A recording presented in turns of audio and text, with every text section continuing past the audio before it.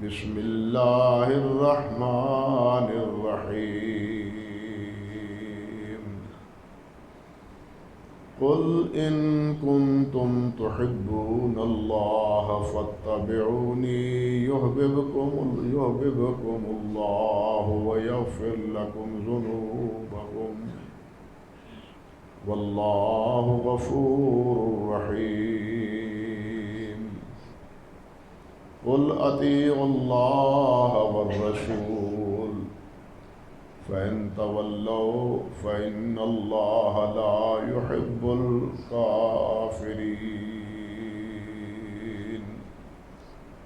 سبحان ربک رب العزة عما یصفون وسلام علی المرسلین والحمد للہ رب العالمین۔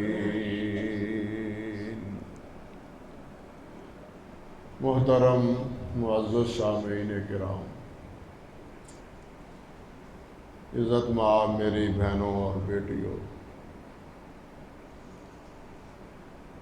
گزشتہ خطبے میں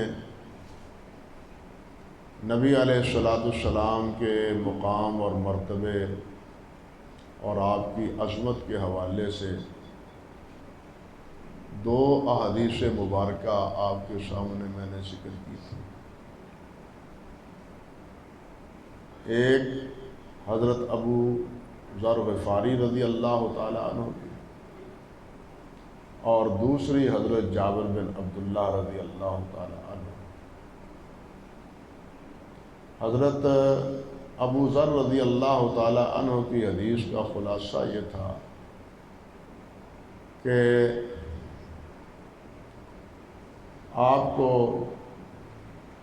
خواب میں یہ دکھایا گیا کہ ایک پلڑے میں مجھے رکھا گیا ہے اور دوسرے پلڑے میں ایک اور فرد کو، آدمی کو رکھا گیا ہے، تو میرا پلڑا چھوٹ گیا۔ پھر میرے مقابلے میں 10 کو رکھا، حتیٰ کہ 100 کو رکھا، حتیٰ کہ 1000 کو رکھا، اور جب 1000 رکھا تو پلڑا یوں نیچے جھکا بڑی جلدی سے کہ وہ جو 1000 کا پلڑا تھا وہ اپنے پلڑے سے اپنے وزن میں ہلکے ہوتے ہوئے، ہلکے ہونے کے ناطے نیچے گر رہے تھے۔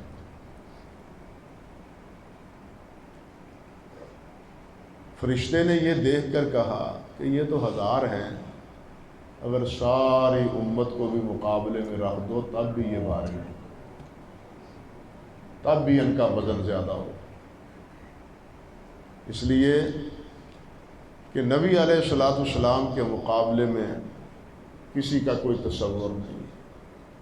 مقام نبوت ہی ایک ایسا مقام ہے کہ اس سے بالا تر مقام اور مرتبے کا کوئی تصور ہی نہیں۔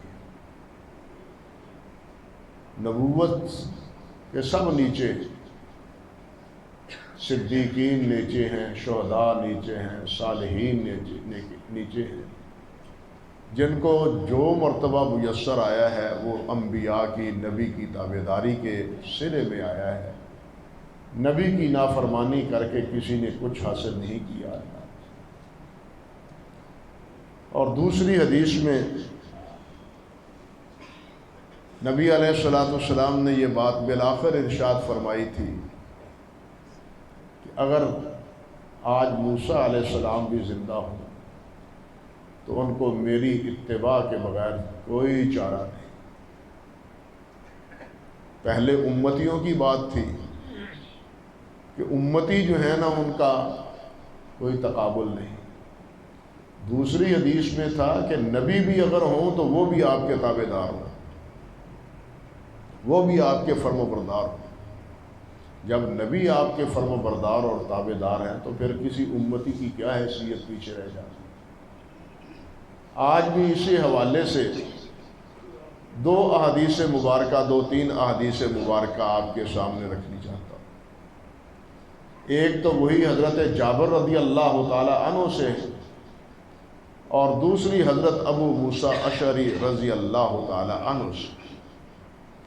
یہ حضرت جابر کی جو حدیث ہے صحیح بخاری میں ہے اور یہی حدیث تھوڑے سے اختلاف کے ساتھ حضرت عبداللہ بن مسعود رضی اللہ تعالی عنہ سے جامع ترمذی اور احادیث کی دوسری کتابوں میں بھی، بلکہ معلوم یوں ہوتا ہے کہ خود حضرت عبداللہ بن مسعود رضی اللہ تعالی عنہ اس واقعے میں خود بھی شریک تھے۔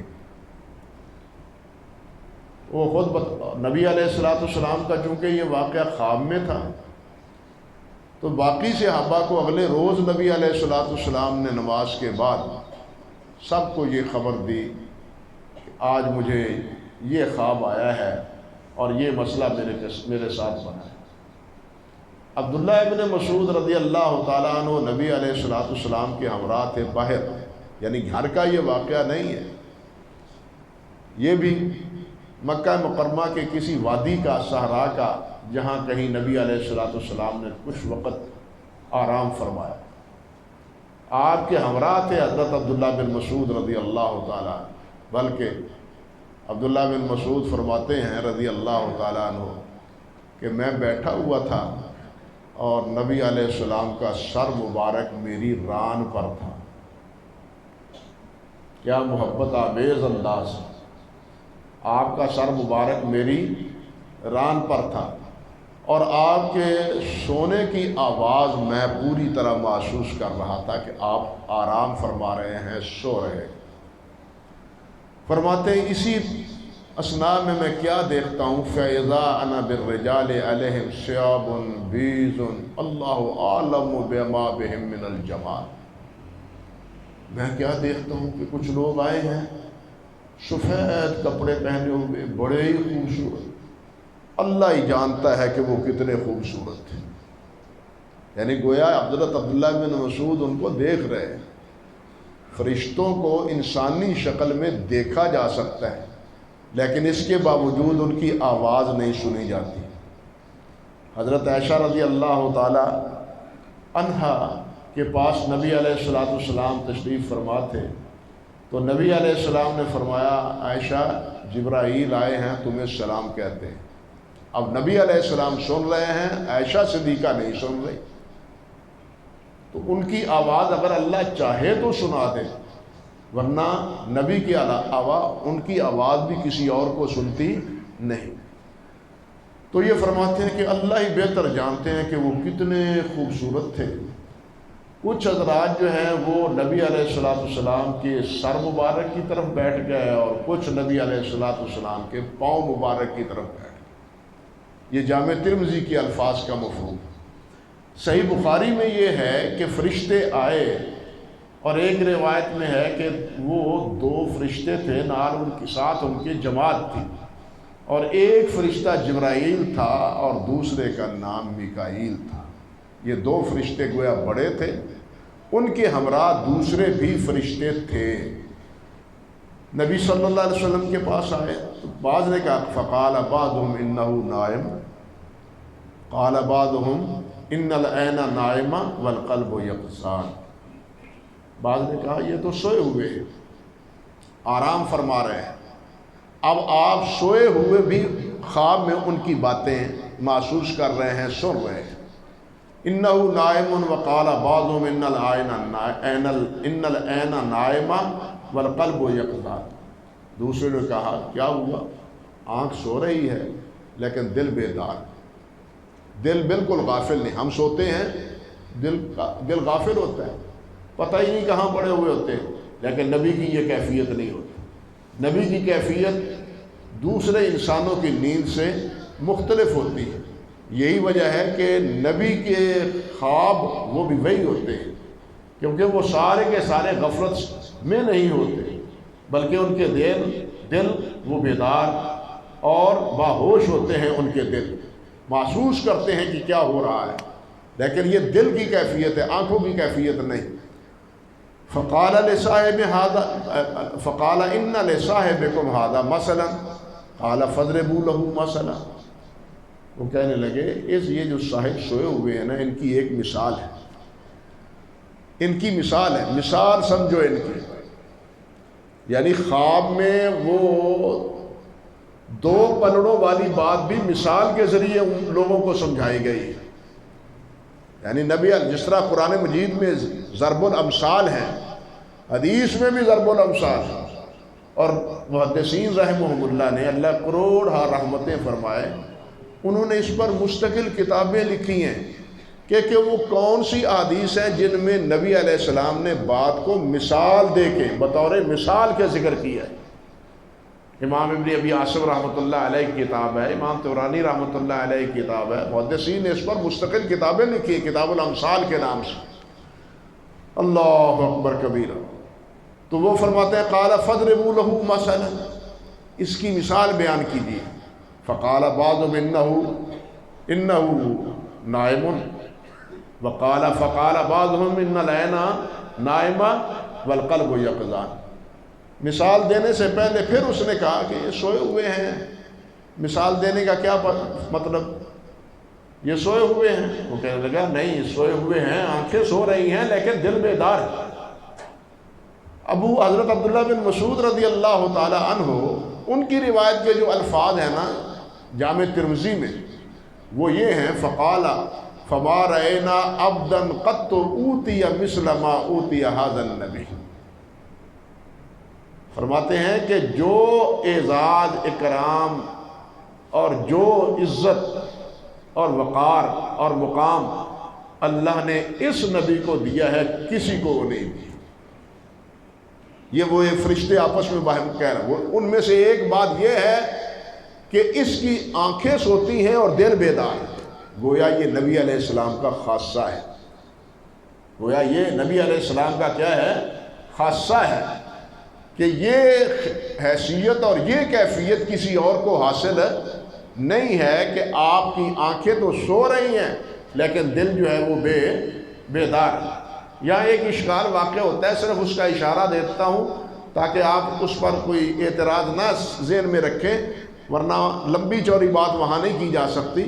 وہ جو حدیث شریف میں آتا ہے کہ نبی علیہ السلام ایک سفر میں تھے اور آخری رات کا وقت تھا، نبی علیہ السلام نے صحابہ سے عرض کیا کہ آپ لیٹ جاؤ، اور ایک صحابی سے کہا کہ تم جاگتے رہو اور جس وقت صبح ہو اس وقت جناب تم مجھے اٹھا دینا، نماز پڑھیں گے اور پھر سفر اگلا جو ہے نا وہ جاری کریں گے۔ اب ہوا کیا، سارا قافلہ، سارا لشکر سو گیا، اور جس کو ذمہ داری سونپی تھی وہ بھی سو گیا، ان کو بھی نیند آ گئی۔ اب نیند اتنی گہری آئی، سب کو اتنی گہری نیند آئی کہ سورج طلوع ہو گیا، اور سورج کی گرمی شعائیں وہ نبی علیہ السلام کے رخ انور پر پڑی، آپ کے چہرے مبارک پر پڑی۔ آپ نے گرمی محسوس کر کے فوراً گھبرا کے اٹھو، نماز رہ گئی، سورج طلوع ہو گیا، اور تمہیں کہا تھا کہ ہمیں اٹھا دینا۔ اس نے آگے یہی کہا کہ جس مالک نے آپ کو سلایا اس نے مجھے بھی سلا دی۔ اب یہاں سوال یہ ہے کہ دل بیدار ہے تو محسوس کیوں نہیں ہوا؟ بھائی اس کا تعلق آنکھوں سے ہے، دل سے نہیں ہے، بات سمجھیے کہ نہیں؟ آنکھوں سے پتہ چلتا ہے کہ سورج طلوع ہو گیا ہے، طلوع نہیں ہوا، سحری ہو گئی ہے، نہیں ہوئی، اس کا پتہ آنکھوں سے ہے، دل سے نہیں ہے۔ اس لیے وہ حدیث یا وہ واقعہ یہاں مورد اعتراض نہیں ہے۔ قصہ مختصر، وہ فرماتے ہیں صاحب ایک کہتے ہیں کہ جناب اس کو اللہ نے ایسا اکرام بخشا ہے کہ کسی اور کو نہیں دیا، وہ یہ کہ ان کی آنکھیں سوتی ہیں لیکن دل کو ہے وہ بیدار رہتا ہے۔ فقالو، کہتے ہیں کہ مثلہ کمثل رجل بنا دارا، اس کی مثال یوں ہے جس طرح کہ کسی صاحب نے، کسی مالک نے، بادشاہ نے کوئی گھر بنایا، وجعل فیہا مأدبہ، اور اس نے اس میں بڑا وسیع دسترخوان وہ بچھایا، وبعث داعیا، اور ایک آدمی کو مقرر کیا، جاؤ بھائی دروازے پہ جا کے آواز دو، آ جاؤ آ جاؤ کھانا کھا لو، آ جاؤ دسترخوان بچھا ہوا ہے، باغیچے میں دسترخوان بچھا ہوا ہے، آؤ کھانا کھا لو، آؤ کھانا کھا لو۔ فمن اجاب الداعی دخل الدار واکل من المأدبہ، وہ کہتے ہیں کہ جو آدمی قبول کرے گا، اس کی بات کو مان لے گا، وہ باغیچے میں داخل ہوگا اور کھانا بھی کھا لے گا، وہ کھانا بھی کھا لے گا۔ فرماتے ہیں وَمَن لَّمْ يُجِبِ الدَّاعِيَ لَمْ يَدْخُلِ الدَّارَ وَلَمْ يَأْكُلْ مِنَ الْمَأْدَبَةِ، جو اس باغیچے میں گھر میں داخل نہیں ہوگا، نتیجہ کیا نکلے گا؟ اسے کچھ پلے نہیں پڑے گا، کچھ بھی نہیں کھا سکے گا، وہ بھوکے کا بھوکا رہے گا، وہ کچھ بھی نہیں کھا سکے گا۔ اللہ اکبر، یہ بات کہی تو وہ دوسرا کہنے لگا کہ آپ نے یہ مثال تو بیان کر دی ہے، لیکن اس کی کچھ تعبیر بھی کریں کہ مطلب کیا ہے اس مثال کا۔ یہ مثال تو آپ نے بیان کر دی، تو یہ مقصد کیا ہے اس مثال بیان کرنے کا؟ فقالوا اولوہ لہا، اس کی تفسیر بیان کرو۔ وہ کہنے لگے فقالوا، کہا انہوں نے فالدار الجنہ، الدار الجنہ، یہ گھر جو ہے وہ کیا ہے؟ جنت ہے۔ والداعی محمد صلی اللہ علیہ وسلم، اور داعی کون ہے؟ وہ محمد صلی اللہ علیہ وسلم۔ اور ایک حدیث میں ہے، حضرت عبداللہ بن مسعود رضی اللہ تعالیٰ عنہ کی جو روایت ہے، اس کے الفاظ ہیں اما السید، وہ جو مالک ہے جس نے یہ گھر بنایا ہے، اما السید فہو رب العالمین، اما السید فہو رب العالمین، جو مالک ہے بادشاہ ہے وہ رب العالمین ہے۔ وَأَمَّا الْبُنْيَانُ، رہ گیا وہ چار دیواری، کہتے ہیں فَهُوَ الْإِسْلام، وہ اسلام ہے۔ وَالطَّعَامُ، اور کھانا کیا ہے؟ هُوَ الْجَنَّةُ، وہ جنت ہے۔ وَمُحَمَّد صلی اللہ علیہ وسلم الداعی، محمد صلی اللہ علیہ وسلم اس کے آواز دینے والے ہیں، بلانے والے، آؤ آؤ گھر میں اندر داخل ہو جاؤ اور کھانا کھا لو، دسترخوان کھلا ہے تمہارے لیے، جو چاہو کھاؤ، کوئی پابندی نہیں۔ اللہ اکبر۔ فمن اطاع، آگے یہ بات کہہ کے کہتے ہیں فمن اطاع محمدا فقد اطاع اللہ، فقد اطاع اللہ، من اطاع محمدا فقد اطاع اللہ، جو محمد کی اطاعت کرے گا وہ اللہ کی اطاعت کرے گا۔ ومن عصا محمدا فقد عصى اللہ، اور جو محمد کی نافرمانی کرے گا وہ اللہ کی نافرمانی کرے گا۔ ومحمد فرق بین الناس، اس کو دونوں طرح پڑھا گیا، فرق بین الناس بھی اور فرق بین الناس، کہ لوگوں کے درمیان محمد صلی اللہ علیہ وسلم فرق ہے، یا یہ کہ لوگوں کے درمیان نبی علیہ السلام تفریق کرنے والے ہیں۔ آپ کی تفریق سے، آپ کے بتلانے سے پتہ چلے گا کہ کون جنتی ہے، کون جہنمی ہے، کون مومن ہے، کون منافق ہے، کون مسلمان پکا ہے اور کون کافر ہے، اوصاف مومن کیا ہیں اور اوصاف کافر اور منافق کیا ہیں۔ یہ ساری تفصیل اور یہ ساری وضاحت وہ کون کرے گا؟ محمد صلی اللہ علیہ وسلم۔ کسی کے کہنے پر، کسی اور کے کہنے پر نہ کوئی چیز حلال ہے نہ حرام ہے، نہ جائز ہے نہ ناجائز ہے۔ جس چیز کو یہ حلال کہیں گے وہ حلال ہوگی، جس چیز کو یہ حرام کہیں گے وہ حرام ہوگی، جس کو یہ جائز کہیں گے وہ جائز ہوگی، جس کو ناجائز کہیں گے وہ ناجائز ہوگی۔ محمد فرق بین الناس، نبی علیہ السلام محمد صلی اللہ علیہ وسلم نے تفریق کر دی۔ گویا سب چیزیں دین اسلام کی وضاحت، اس کا معال اور نتیجہ وہ کس پر ہے؟ نبی کریم صلی اللہ علیہ وسلم۔ اور یہ بات ان دونوں فرشتوں نے نہیں کہی، قرآن مجید میں بھی یہی بات اللہ سبحانہ و تعالیٰ نے ارشاد فرمائی۔ اللہ ذوالجلال فرماتے ہیں سورۃ النساء میں، فرمایا من یطع الرسول فقد اطاع اللہ، من یطع الرسول فقد اطاع اللہ، جو اللہ کے رسول کی اطاعت کرتا ہے وہ اللہ کی اطاعت کرتا ہے۔ ومن یطع الرسول فقد فاز فوزا عظیما، جو اللہ اور اللہ کے رسول کی اطاعت کرتا ہے وہ کامیاب ہے۔ اور ایک جگہ فرمایا اطیعوا اللہ ورسولہ ان کنتم مؤمنین، اگر تم مومن ہو تو پھر اللہ اور اللہ کے رسول کی اطاعت کرو۔ اور اس کے بدِ مقابل کیا فرمایا؟ جس طرح فرشتوں نے کہا ہے وَمَنْ عَصَى اللَّهَ وَرَسُولَهُ فَإِنَّ لَهُ نَارَ جَهَنَّمَ خَالِدِينَ فِيهَا، کہ جو اللہ اور اللہ کے رسول کی نافرمانی کرتا ہے وہ جہنمی ہے۔ جو اللہ اور اللہ کے رسول کی نافرمانی کرتا ہے، اللہ اور اللہ کے رسول کی نافرمانی کا انجام کیا ہے؟ جہنم ہے۔ اور ایک جگہ فرمایا وَمَن يَعْصِ اللَّهَ وَرَسُولَهُ فَقَدْ ضَلَّ ضَلَالًا مُبِينًا، جو اللہ اور اللہ کے رسول کی نافرمانی کرتا ہے وہ کھلی گمراہی میں، اس کی گمراہی میں کوئی شک نہیں۔ لوگ اس کو کتنا ہی نیک سمجھے، لوگ اس کو کتنا ہی بھلا سمجھے، کتنا بڑا سادھو سمجھے، ہے نا لوگ، یہ بڑا سادھو ہے، یہ بڑا برہمن ہے، یہ بڑا کیا ہے، پادری ہے جی، یہ جتنے مراتب ہیں ہر ایک کے نزدیک درست، ہر ایک کے نزدیک درست، لیکن اللہ اور اللہ کے رسول کے نزدیک درست نہیں ہے۔ نہ پادری کی کوئی وقت ہے، نہ برہمن کی کوئی وقت ہے، نہ سادھو کی ہے، نہ کسی اور کی ہے، حیثیت ہے تو اس کی جو اللہ اور اللہ کے رسول کا اطاعت گزار ہے، جو اللہ اور اللہ کے رسول کا فرم بردار ہے۔ اللہ اکبر کبیرہ۔ ایک جگہ اللہ فرماتے ہیں وَمَن يُطِعِ اللَّهَ وَرَسُولَهُ يُدْخِلْهُ جَنَّاتٍ تَجْرِي مِن تَحْتِهَا الْأَنْهَارُ، کہ جو اللہ اور اللہ کے رسول کا اطاعت گزار ہے وہی جنت میں جائے گا اور کوئی جنت میں نہیں جائے گا۔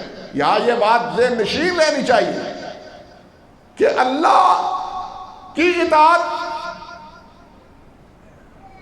یہ کس میں ہے؟ اللہ کے رسول کی اطاعت۔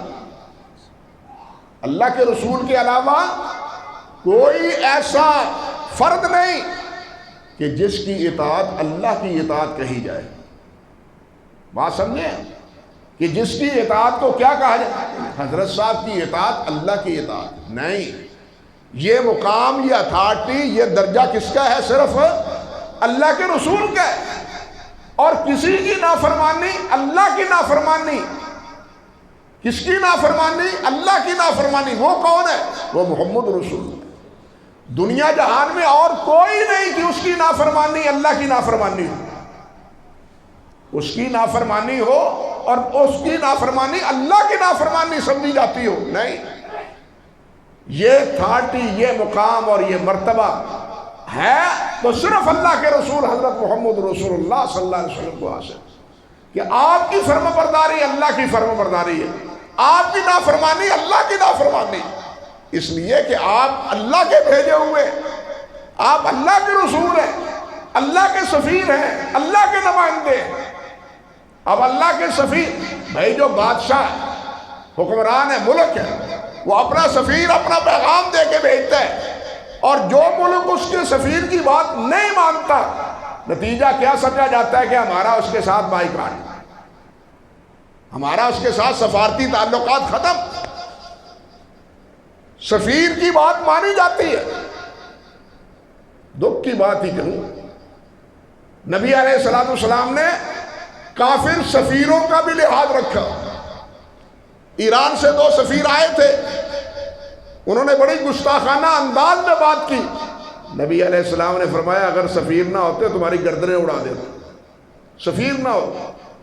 وہ کافر تھے۔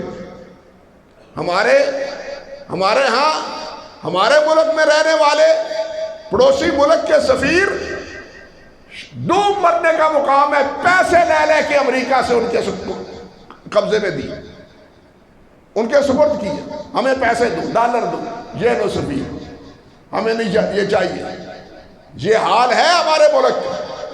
سفیروں کو بھی اپنے ہاتھ سے گرفتار کرواتے ہیں، جو سراسر نہ اخلاقی، نہ سیاسی، نہ دینی، کسی اعتبار سے بھی جس کی کوئی گنجائش نہیں، ہم نے وہ بھی تیر دے مارا۔ ہمارا مال سے محبت اور مال کے ساتھ ہمارا تعلق، اس کی انتہا یہاں تک۔ تو خیر، صرف اشارہ مقصود ہے۔ عرض کرنے کا مقصد یہ تھا کہ یہ درجہ، یہ مرتبہ کہ اس کی اطاعت اللہ کی اطاعت ہو، اس کی نافرمانی اللہ کی نافرمانی ہو، یہ صرف ایک اللہ کے رسول ہے۔ اگر اس بات پر ہم آ جائیں تو صراط مستقیم پر آ سکتے ہیں، لیکن جب اس بات سے ہٹ کے ہم جب بابوں کی بات پر آتے ہیں، سائیں جی کی بات مانتے ہیں، سائیں جی یہ بابا جی ہیں، یہ سائیں جی ہیں، یہ حضرت صاحب ہیں، تو اس وقت پھر گمراہی میں مبتلا ہوتے ہیں۔ سائیں جی کو دیکھنا چاہیے کہ یہ سید الاولین والآخرین کا اطاعت گزار ہے، ان کا فرم بردار ہے، اگر فرمانبردار ہے تو ٹھیک، ورنہ اس کی بات ماننے کے ہم مکلف نہیں ہیں۔ ہم مکلف ہیں بات ماننے کی، کس کی؟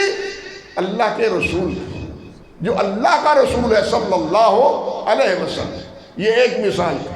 اب دوسری بات سمجھیے، حضرت ابو موسیٰ اشعری فرماتے ہیں رضی اللہ تعالی عنہ کہ قال رسول اللہ صلی اللہ علیہ وسلم، آپ نے ارشاد فرمایا انما مثلی ومثل ما بعثنی اللہ بہ، میری مثال اس طرح ہے جس طرح کہ اللہ نے مجھ کو بھیجا ہے، کمثل رجل اتی قوما، اس آدمی کی طرح مثال ہے کہ جو ایک قوم کے پاس آتا ہے، لوگوں کے پاس آتا ہے، جماعت کے پاس، ملک کے پاس آتا ہے۔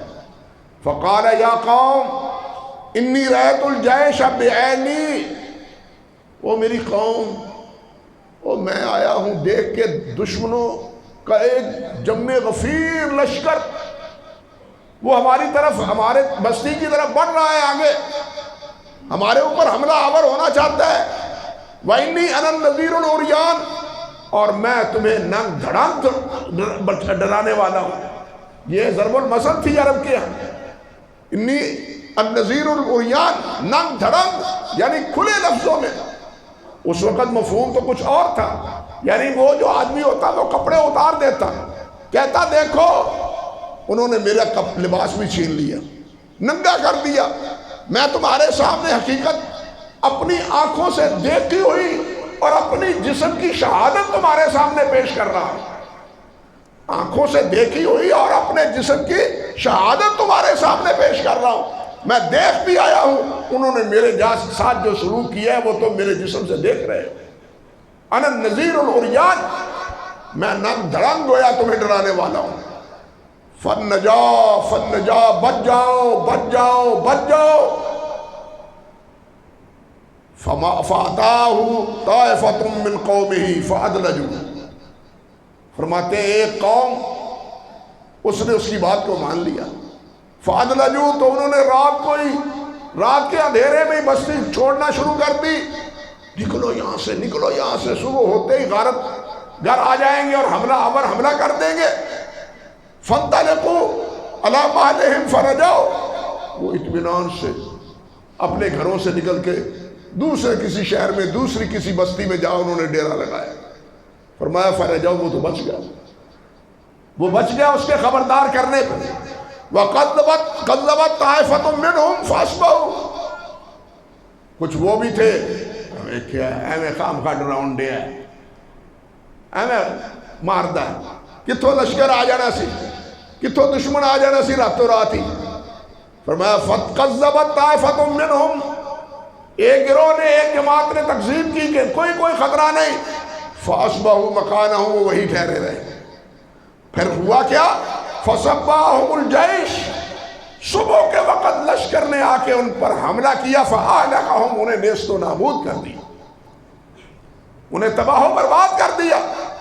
فرماتے ہیں فَذَلِكَ مَثَلِي، فَذَلِكَ، یہ میری مثال ہے، یہی میری مثال ہے، من اطاعنی فاتبع ما جئت بہ، جس آدمی نے میری اطاعت کی، جو کچھ میں لے کے آیا ہوں، جو پیغام دے کے بھیجا گیا ہوں، اس نے میری اطاعت کی، وہ نجات پا جائے گا، وہ نجات پا جائے گا۔ وَمِثْلُ مَنْ عَصَانِي وَكَذَّبَ بِمَا جِئْتُ بِهِ، اور اس کی مثال جس نے میری تکذیب کی، مجھے جھٹلایا، جو کچھ میں لے کے آیا ہوں اللہ کی طرف سے، اللہ کے احکام، اس کی تکذیب کی، اس کا انجام اسی قوم کی طرح ہوگا جنہوں نے اس آدمی ڈرانے والے کی بات کو، جس طرح وہ ہلاک اور تباہ اور برباد ہو گئے، یہ بھی ہلاک اور تباہ اور برباد ہو۔ اس لیے ہلاکت کی اور بچنے کی دو ایک ہی صورت، ہلاکت کی بھی اور بچنے کی بھی۔ ہلاکت کی نافرمانی ہے اور بچنے کی فرمانبرداری، دونوں میں بیلنس یہی ہے۔ بچے گا وہ جو اطاعت گزار ہوگا، برباد وہ ہوگا جو نافرمانی کرے گا۔ اللہ اکبر کی مثال دے کے نبی علیہ السلام نے اپنی حیثیت کو واضح کی ہے۔ حضرت ابو ہریرہ رضی اللہ تعالی عنہ فرماتے ہیں صحیح بخاری کی روایت کتاب الاعتصام و سنہ میں امام بخاری نے ذکر کی کہ قال رسول اللہ صلی اللہ علیہ وسلم کل امتی یدخلون الجنت الا من ابا، میری ساری امت جنت میں جائے گی مگر جس نے انکار کر دیا۔ اب سوال ہے کہ من ابا اور امت بھی ہے، کل امتی یدخلون الجنہ، امت ساری جنت میں جائے گی، الا من ابا، جس نے انکار کر دیا۔ بھائی اللہ کے رسول کا انکار کر کے کوئی امتی رہ سکتا ہے؟ نہیں، لیکن یہاں مقصد کیا ہے کہ ہے وہ امتی، کلمہ پڑھتا ہے، رسول مانتا ہے، مجھے نبی مانتا ہے، لیکن بات نہیں مانتا۔ نبی مانتا ہے، رسول مانتا ہے، بات نہیں مانتا، الا من ابا، مگر بولا انکار، جس نے انکار کیا۔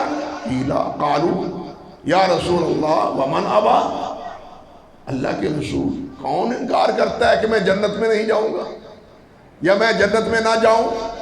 صحابہ کہتے ہیں کہ میں جنت میں جاؤں، گناہگار سے گناہگار ہم جیسا وہ بھی کہتا ہے اللہ ہمیں جنت عطا فرما، جنت الفردوس عطا فرما، سب اللہ سے جنت مانتے ہیں۔ ومن ابا، کون ہے جو انکار کرتا ہے؟ آپ نے فرمایا من اطاعنی دخل الجنہ ومن عصانی فقد ابا، جس نے میری اطاعت کی وہ جنت چلا گیا، اور جس نے نافرمانی کی اس نے گویا جنت میں جانے سے انکار کر دیا۔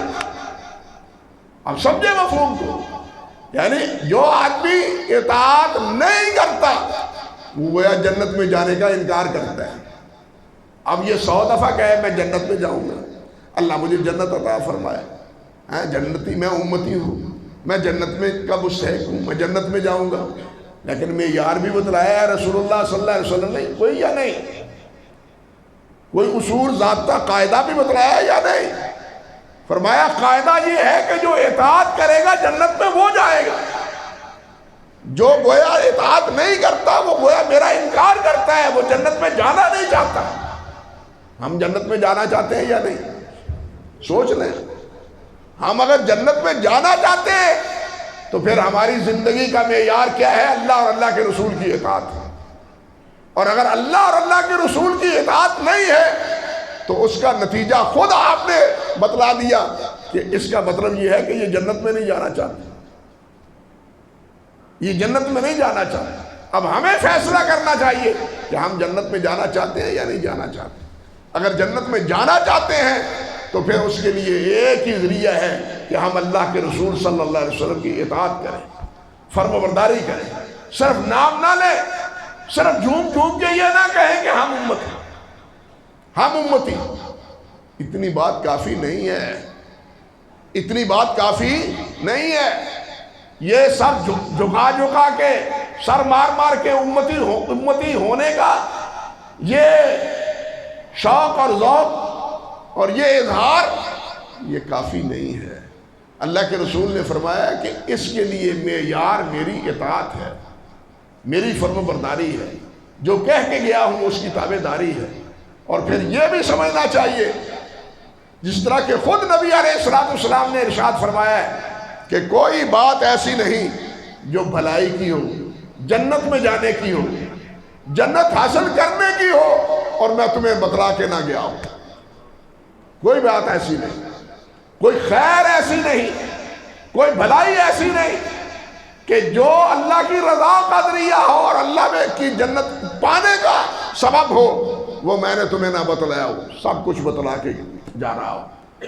اب ہماری مرضی ہے، ہمارا فیصلہ ہے کہ ہم اسی پہ قانے رہیں یا اپنی منمانی کریں، اس کی اطاعت کریں یا اپنی مرضی کریں۔ اللہ سبحانہ و تعالی ہمیں منمانی سے بچائے اور اپنے حبیب صلی اللہ علیہ وسلم کا اطاعت گزار اور فرمانبردار بنائے۔ وآخر دعوانا ان الحمدللہ رب العالمین۔